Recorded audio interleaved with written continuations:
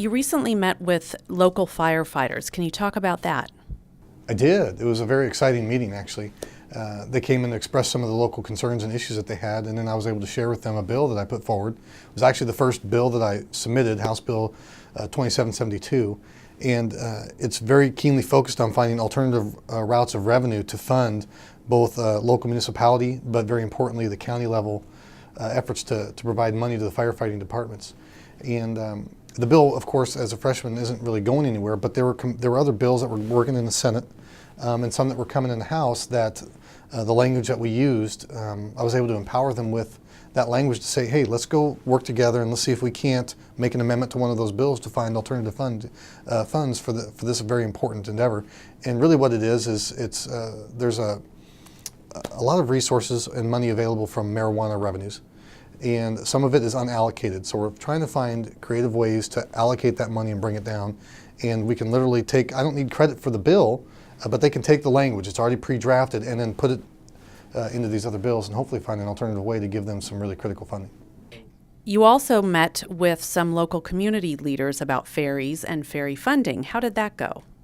Yeah, I'm excited about this because it's a bipartisan effort. Representative Sequist got the meeting going, and I found that's been a very fond serendipity of mine since I've been here, is the ability, at least in this short session, to work together with some people across the aisle. So we had multiple representation there and the local community leaders trying to talk about how can we move ferry funding forward and how can we really shore up that critical infrastructure need for our district. And so we just spoke about how I was working with the firefighters, and this ties into that because one of the things that you want to do, or at least I've found ways to be successful in business or in life, is to try to find ways to build coalitions, to get multiple people working and driving toward the same goal. So with regard to House Bill 2772 that I just talked about, one of the things I tried to do was build a natural ally. And with regard to this unaccounted for funding for marijuana revenues, we took part of it and said, well, hey, we can not only fund firefighting needs, but we can also find avenues to fund our ferry operations. And so what this bill does is it allocates $1.25 million per quarter into the ferry funding budget. And all of a sudden what you have is you have a coalition that you wouldn't normally think is together, where you have those of proponents of ferry operations and firefighters working together. And if we can build that coalition, there's a much more strong chance of getting that amendment put onto one of the bills that is coming to try to grab that funding for marijuana revenues and hopefully bring it back to our district. On a more personal note, you gave a speech on the House floor where you shared your experiences as a homeless student. Can you please tell us a little bit more about that?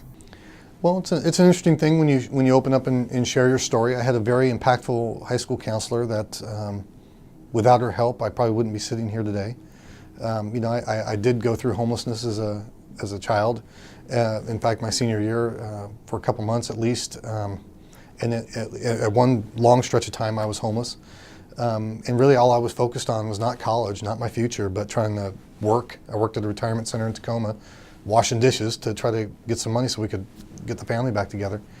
And so I shared that from the floor. And the interesting thing is that sometimes that experience kind of cuts through the political dialogue that's occurring on the floor. And I think that, well, at least I was told by some of the members of my own caucus that it moved some of them to reconsider their position. And I had a lot of follow-up from that, and you never know how that's going to go. When you share stories like that, there are other people involved. But in this case, I think it brought a unique perspective, and I was happy to share it because we need to focus on providing for those in a fiscally responsible way that are needing a little hand up. It certainly benefited me, and I was very glad to support it. So.